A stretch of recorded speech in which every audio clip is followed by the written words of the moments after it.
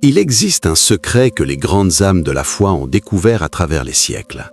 Un secret si puissant qu'il a fait tomber les murailles de Jéricho, ouvert les portes des prisons et transformé des vallées d'ossements desséchés en armées vivantes. Ce secret n'est pas une formule magique, ni une technique de développement personnel. Ce secret, c'est la louange. La louange sincère, profonde, celle qui jaillit non pas des circonstances favorables, mais du cœur qui reconnaît la souveraineté de Dieu au milieu même de la tempête.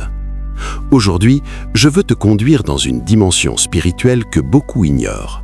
Une dimension où tes lèvres deviennent des armes de guerre, où ton adoration devient un bouclier impénétrable, où chaque mot de gratitude prononcé dans la foi déclenche des tremblements de terre dans le monde spirituel. Car vois-tu, la louange n'est pas simplement un acte religieux que nous accomplissons le dimanche matin. La louange est une posture de l'âme, une déclaration de foi, un acte de guerre spirituelle qui inverse les situations impossibles. Le psaume 22, verset 4, nous révèle cette vérité extraordinaire. « Pourtant, tu es le Saint, tu sièges au milieu des louanges d'Israël. » Réalises-tu la profondeur de cette déclaration?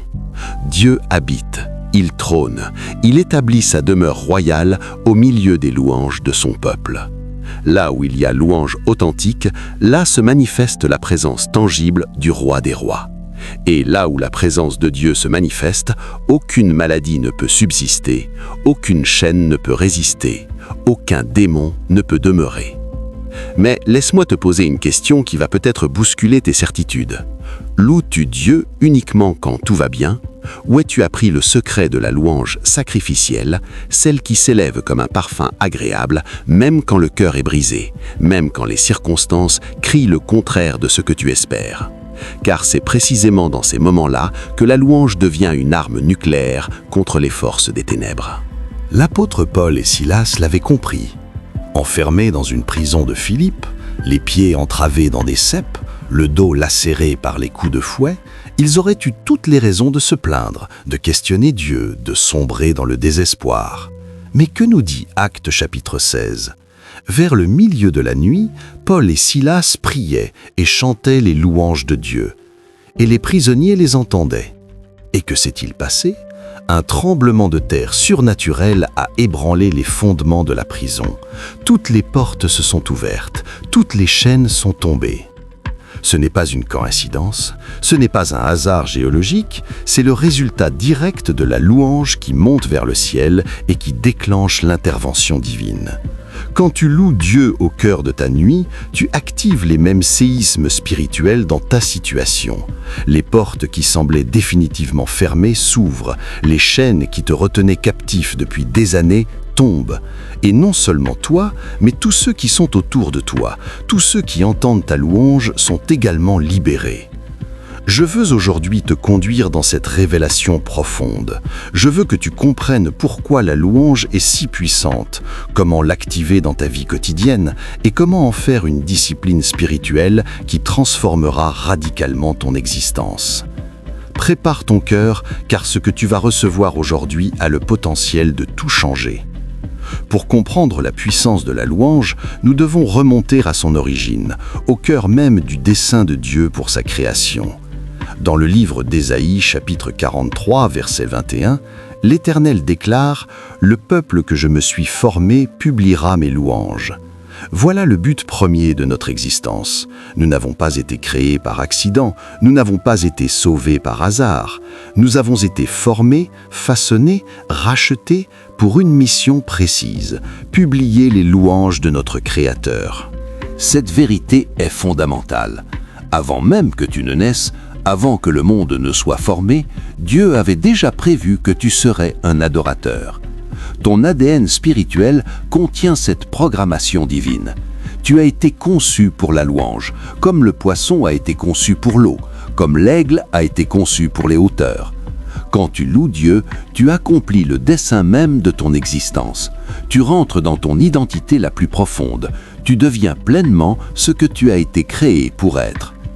Mais regardons maintenant les exemples bibliques qui nous montrent la puissance de la louange en action.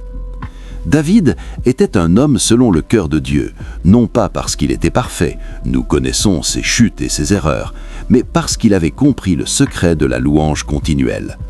Dans les champs de Bethléem, gardant les brebis de son père, le jeune David passait des heures à chanter des psaumes à l'Éternel. Sa harpe était son arme secrète et sa voix d'adoration créait une atmosphère où l'Esprit de Dieu pouvait se mouvoir librement. Quand le géant Goliath se dressa devant Israël, terrorisant l'armée du Dieu vivant, c'est David l'adorateur qui se leva. Mais remarque bien ces paroles, il n'a pas affronté Goliath avec des stratégies militaires ou des armes sophistiquées. Il l'a affronté en déclarant la gloire de Dieu. « Tu marches contre moi avec l'épée, la lance et le javelot. Moi, je marche contre toi au nom de l'Éternel des armées. » C'était une déclaration de louange, une proclamation de la grandeur de Dieu face à l'adversité. Plus tard, quand David était pourchassé par Saül dans le désert, quand sa vie était constamment en danger, que faisait-il? Il composait des psaumes. « Quand je marche dans la vallée de l'ombre de la mort, je ne crains aucun mal, car tu es avec moi. » Ce n'était pas de la poésie religieuse, c'était une déclaration de foi, un acte de louange au milieu de l'épreuve qui maintenait David connecté à sa source de force. L'histoire de Josaphat, dans 2 Chroniques, chapitre 20, est peut-être l'exemple le plus frappant de la louange utilisée comme arme de guerre. Le royaume de Juda était menacé par une coalition d'armées ennemies bien supérieures en nombre et en puissance. Humainement parlant, la défaite était inévitable. Mais Josaphat ne s'est pas appuyé sur la sagesse humaine. Il a proclamé un jeûne dans tout le royaume et s'est tourné vers l'Éternel dans la prière. Et la réponse de Dieu est venue par le prophète Jahaziel. « Ne craignez point et ne vous effrayez point devant cette grande multitude, car ce ne sera pas vous qui combattrez, ce sera Dieu. » Et voici la stratégie de guerre la plus étrange de l'histoire militaire. Josaphat a placé les chantres et les musiciens en première ligne, devant l'armée. Pas les guerriers les plus expérimentés, pas les soldats les plus aguerris, mais les adorateurs. Et que devaient-ils chanter? Au moment où la louange s'est élevée, l'Éternel a dressé des embuscades contre les ennemis de Juda et ils se sont entretués les uns les autres. Quand l'armée de Josaphat est arrivée sur le champ de bataille, il n'y avait plus que des cadavres et un butin si considérable qu'il leur a fallu 3 jours pour le ramasser. Comprends-tu la leçon? La louange a fait ce que les armes ne pouvaient pas faire. La louange a déclenché une intervention divine qui a complètement renversé la situation. Et ce même principe s'applique à ta vie aujourd'hui. Les batailles que tu ne peux pas gagner par tes propres forces, la louange peut les remporter pour toi. Pendant 40 ans, le peuple d'Israël avait erré dans le désert. Maintenant, il se tenait devant Jéricho, la première forteresse de la terre promise. Ses murailles étaient massives, impénétrables selon les standards militaires de l'époque. Aucune technique de siège connue ne pouvait les faire tomber. Mais Dieu a donné à Josué une stratégie qui défiait toute logique. Marcher autour de la ville en silence pendant 6 jours, puis le 7e jour, faire 7 fois le tour et pousser un grand cri. C'était un acte de louange, une déclaration de foi que Dieu allait faire ce que l'homme ne pouvait pas faire. Et quand le cri s'est élevé, quand les trompettes sont sonnées, les murailles se sont écroulées. Pas graduellement, pas partiellement, mais complètement, instantanément. La louange a accompli en un instant ce que des années de siège n'auraient pu réaliser. Maintenant que nous avons vu les fondements bibliques, je veux te partager les principes qui font de la louange une force spirituelle si puissante. Comme nous l'avons vu, Dieu habite au milieu des louanges de son peuple. La louange n'attire pas simplement la bénédiction de Dieu, elle attire sa présence même. Et là où Dieu est présent, tout change. La maladie doit fuir, la dépression doit céder, la confusion doit se dissiper, les démons doivent trembler et partir. Quand tu te sens oppressé spirituellement, quand une atmosphère lourde pèse sur ta maison, sur ta famille, sur ta vie, commence à louer. Ne commence pas par supplier, ne commence pas par pleurer, bien que ces choses aient leur place, mais commence par louer. Déclare qui est Dieu. Proclame sa grandeur, sa bonté, sa fidélité, et regarde l'atmosphère changer autour de toi. Romains 10, 17 nous dit que la foi vient de ce qu'on entend. Quand tu loues Dieu à haute voix, quand tu déclares ses promesses, quand tu proclames ses œuvres passées, tu nourris ta propre foi. Tes oreilles entendent ce que ta bouche prononce et ta foi grandit. C'est pourquoi le diable combat tant ta louange. Il sait que si tu commences à louer, ta foi va monter. Et si ta foi monte, tu vas commencer à croire pour des choses que tu pensais impossibles. Et si tu crois, tu vas recevoir. Car tout est possible à celui qui croit. Dans les moments où ta foi vacille, ne reste pas dans le silence. Ouvre ta bouche et commence à déclarer ce que tu sais être vrai de Dieu. Tu es fidèle. Tu n'as jamais abandonné les tiens. Tu es le Dieu qui ouvre des chemins dans le désert. Tu es le Dieu qui ressuscite les morts. Plus tu loues, plus ta foi s'affermit. La Bible nous révèle que Satan était autrefois Lucifer, le chef des adorateurs célestes. Il connaît la puissance de la louange mieux que quiconque. Et c'est précisément pourquoi il la hait tant et fait tout pour l'étouffer dans ta vie. Quand tu loues Dieu sincèrement, tu fais exactement l'inverse de ce que Satan veut. Tu exaltes celui qu'il a essayé de détrôner. Tu glorifies celui qu'il a essayé de supplanter. Et cette louange devient une arme qui le paralyse, le confond et le met en fuite. Dans Psaume 149, nous lisons « Que les louanges de Dieu soient dans leur bouche et l'épée à 2 tranchants dans leurs mains ». La louange et le combat spirituel sont liés. Ta louange est une arme. Chaque Alléluia est une épée qui frappe les frances des ténèbres. Chaque gloire à Dieu est un bouclier qui repousse les flèches enflammées du malin.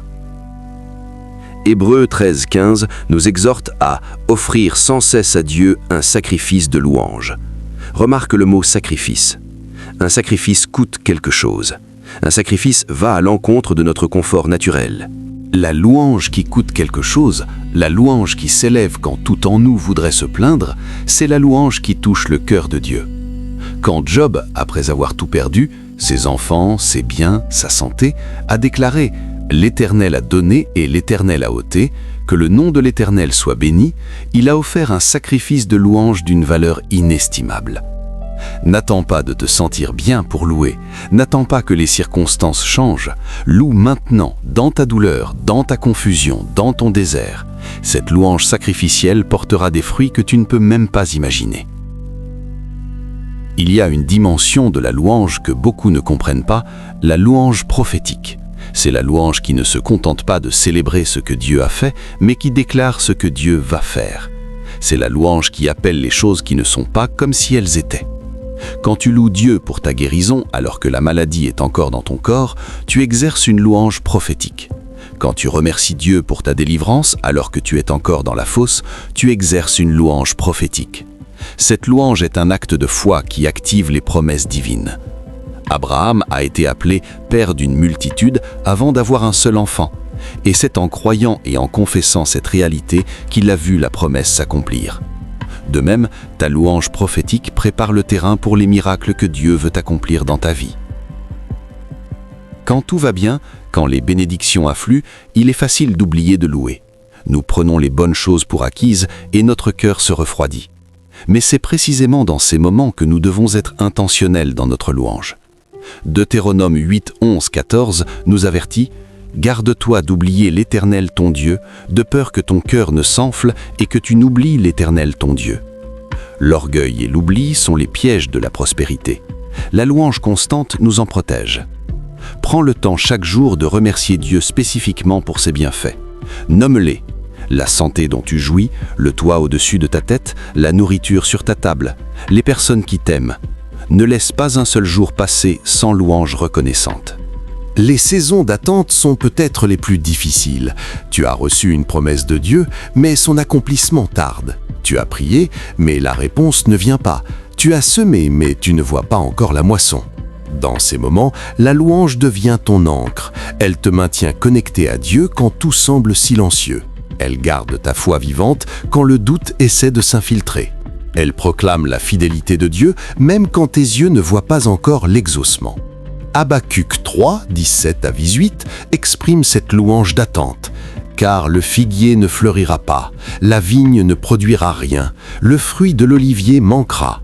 Toutefois, je veux me réjouir en l'Éternel, je veux me réjouir dans le Dieu de mon salut. » C'est la décision de louer indépendamment des résultats visibles. C'est la foi qui dit « Je louerai avant de voir et je verrai parce que j'ai loué ». Les tempêtes de la vie viennent sans prévenir. Un diagnostic médical effrayant, une trahison inattendue, une perte financière dévastatrice, un deuil qui brise le cœur. Dans ces moments, tout en nous veut crier, pleurer, questionner Dieu. Et ces réactions sont humaines, elles sont légitimes. Dieu comprend notre douleur et il accueille nos larmes. Mais au milieu même de la tempête, il y a une place pour la louange. Pas une louange de déni qui prétend que la douleur n'existe pas, mais une louange de confiance qui reconnaît que Dieu reste bon même quand les circonstances sont mauvaises. Job l'a exprimé. Quand même il me tuerait, je ne cesserai pas d'espérer en lui. C'est la louange ultime, celle qui dit « Dieu, je ne comprends pas ce qui m'arrive, mais je sais qui tu es, et parce que je sais qui tu es, je te loue. » Quand Dieu répond à ta prière, quand le miracle se manifeste, quand la percée arrive enfin, n'oublie pas de célébrer. Trop souvent, nous passons rapidement à la prochaine requête sans prendre le temps de nous arrêter et de rendre gloire à Dieu. Jésus a guéri 10 lépreux, mais un seul est revenu pour remercier. 1 seul sur 10. Et Jésus a remarqué l'absence des 9 autres.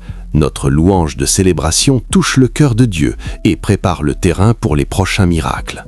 Quand Dieu fait quelque chose dans ta vie, raconte-le, témoigne, loue publiquement, non pour te glorifier, mais pour glorifier celui qui a agi. Car ils l'ont vaincu par le sang de l'agneau et par la parole de leur témoignage. Nous devons aussi être honnêtes sur ce qui empêche la louange de couler librement dans nos vies. Un cœur amer ne peut pas produire une louange pure.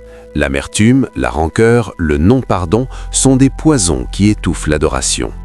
Si tu portes de la colère contre quelqu'un, peut-être même contre Dieu, ta louange sera bloquée. La solution ? Le pardon. Non pas parce que la personne le mérite, mais parce que toi, tu mérites d'être libre. Pardonne, libère et regarde ta louange retrouver sa puissance. L'orgueil nous fait croire que nous méritons ce que nous avons, que nous n'avons pas besoin de Dieu, que nous pouvons nous en sortir par nous-mêmes. Mais un cœur orgueilleux ne peut pas louer sincèrement, car la louange est fondamentalement un acte d'humilité, une reconnaissance de notre dépendance envers le Créateur. Dans notre monde hyper connecté, les distractions sont partout. Les réseaux sociaux, les informations en continu, les 1000 sollicitations quotidiennes volent notre attention et laissent peu de place pour la louange intentionnelle. Il faut créer des espaces sacrés, des moments dans la journée où tu t'arrêtes délibérément pour louer. Le matin au réveil, le soir avant de dormir, pendant ton trajet au travail. Protège ces moments comme des rendez-vous avec le roi. Parfois, nous ne louons pas parce qu'au fond, nous doutons que cela fasse une différence. Nous avons une théologie de la louange, mais pas une pratique de la louange. Nous savons que nous devrions louer, mais nous ne croyons pas vraiment que cela change quelque chose. Si c'est ton cas, je t'encourage à faire l'expérience. Engage-toi à louer Dieu sincèrement, intensément, pendant 21 jours, et regarde ce qui va se passer dans ta vie. La louange fonctionne, non pas parce que c'est une formule magique, mais parce qu'elle nous connecte à celui qui a toute puissance. Permets-moi maintenant de te montrer comment intégrer la louange dans chaque domaine de ton existence. Ne commence pas ta prière par tes requêtes, commence par la louange. Le modèle de prière que Jésus nous a enseigné commence par « Notre Père qui es aux cieux, que ton nom soit sanctifié ». C'est une déclaration de louange. Sanctifier le nom de Dieu, c'est l'honorer, le révérer, le louer. Quand tu commences ta prière par la louange, tu ajustes ta perspective. Tu ne viens plus mendier devant un Dieu distant, mais tu te présentes comme un enfant devant un Père aimant dont tu connais le caractère et la puissance. Oui, tu peux louer Dieu au travail. Non pas nécessairement en chantant à haute voix au milieu du bureau, mais dans ton cœur. Remercie Dieu pour ce travail. Bénis-le pour les opportunités. Loue-le pour les compétences qu'il t'a données. Quand une difficulté surgit, au lieu de paniquer ou de te plaindre, murmure intérieurement « Seigneur, je te loue même dans ce défi. Tu vas m'aider à le surmonter. » Cette attitude transformera ta façon de travailler et les résultats que tu obtiendras. Loue Dieu pour les personnes qu'il a placées dans ta vie. Ton conjoint, tes enfants, tes amis, tes collègues. Au lieu de te focaliser sur leurs défauts, loue Dieu pour leurs qualités. Au lieu de te plaindre de ce qu'ils ne font pas, remercie pour ce qu'ils font. Cette attitude de louange va également transformer tes relations. Car ce sur quoi tu te concentres grandit. Si tu te concentres sur la gratitude, tu verras plus de raisons d'être reconnaissant. Loue Dieu pour ce que tu as, même si cela te semble insuffisant. Loue-le pour le pain de ce jour. Loue-le pour sa provision passée et déclare ta confiance en sa provision future. La louange brise l'esprit de manque et de peur qui accompagne souvent les difficultés financières. Elle te rappelle que ton Dieu est Jéhovah Jireh, l'Éternel qui pourvoit.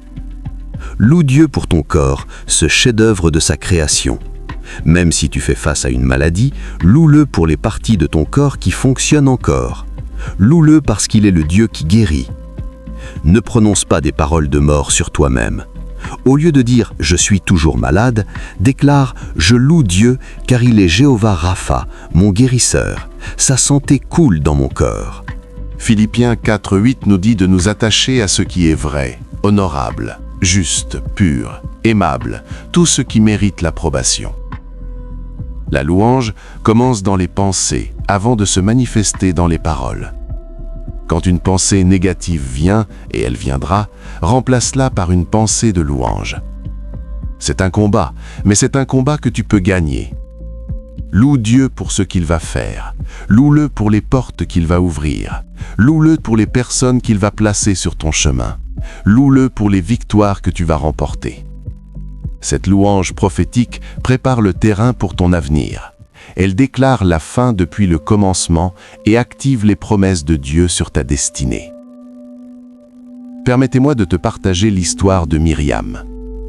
Myriam était une femme qui avait tout perdu en l'espace de quelques mois. Son mari l'avait quittée pour une autre femme, son entreprise avait fait faillite, sa santé avait décliné sous le poids du stress. Et pour couronner le tout, elle venait d'apprendre que sa mère était atteinte d'un cancer en phase terminale. Chaque nuit, Myriam pleurait. Chaque matin, elle se réveillait avec un poids insupportable sur la poitrine. Elle allait à l'église, mais ses louanges étaient mécaniques, vides de vie. Elle priait, mais ses prières ressemblaient plus à des accusations qu'à des supplications. Pourquoi, Seigneur? Qu'ai-je fait pour mériter tout cela?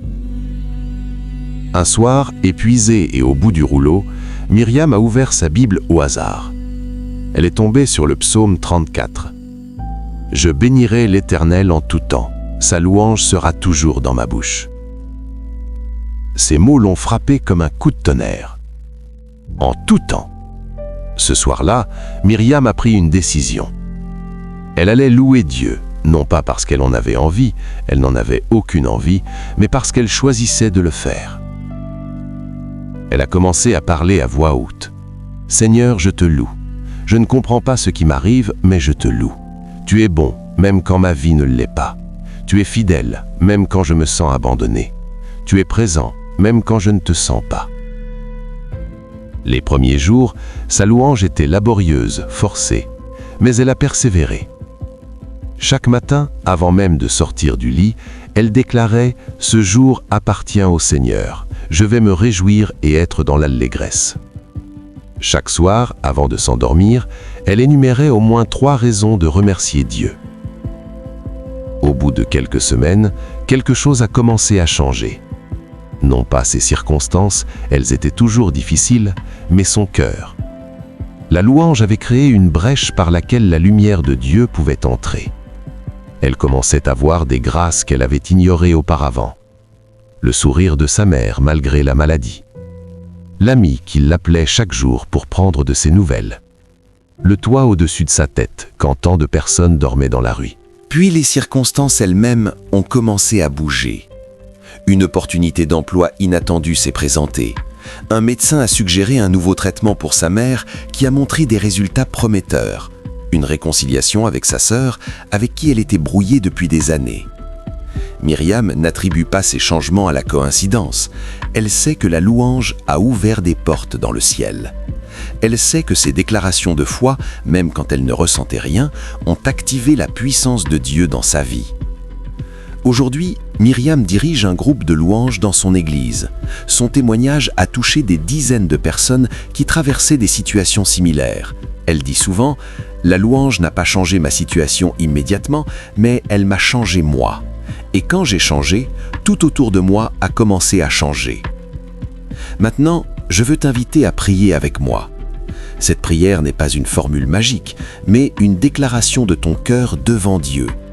Si tu es prêt à entrer dans cette dimension de la louange sacrificielle, de la louange qui transforme, alors prie avec moi. Père céleste, je viens devant toi aujourd'hui avec un cœur qui désire te louer. Je reconnais que j'ai trop souvent laissé mes circonstances dicter mes émotions et étouffer ma louange. J'ai été comme les 9 lépreux qui ont reçu leur guérison sans revenir te remercier. Pardonne-moi, Seigneur. Aujourd'hui, je prends une décision. Je choisis la louange. Je choisis de te louer quand je comprends et quand je ne comprends pas. Je choisis de te louer dans l'abondance et dans le manque. Je choisis de te louer dans la joie et dans la douleur, car tu es digne d'être loué, non pas à cause de ce que tu fais, mais à cause de qui tu es. Tu es le créateur de l'univers, et pourtant tu connais mon nom. Tu es le roi des rois, et pourtant tu t'inclines pour essuyer mes larmes. Tu es le Tout-Puissant, et pourtant tu te soucies des détails de ma vie. Comment pourrais-je ne pas te louer ? Seigneur, je te demande de mettre dans mon cœur un esprit de louange. Que ma première pensée au réveil soit une pensée de gratitude. Que mes lèvres soient promptes à proclamer tes louanges. Que mon cœur soit un instrument accordé pour ta gloire. Brise en moi tout ce qui empêche la louange de couler. Arrache les racines d'amertume. Détruis les forteresses de l'incrédulité. Dissipe les brouillards du doute. Que la louange devienne aussi naturelle pour moi que la respiration.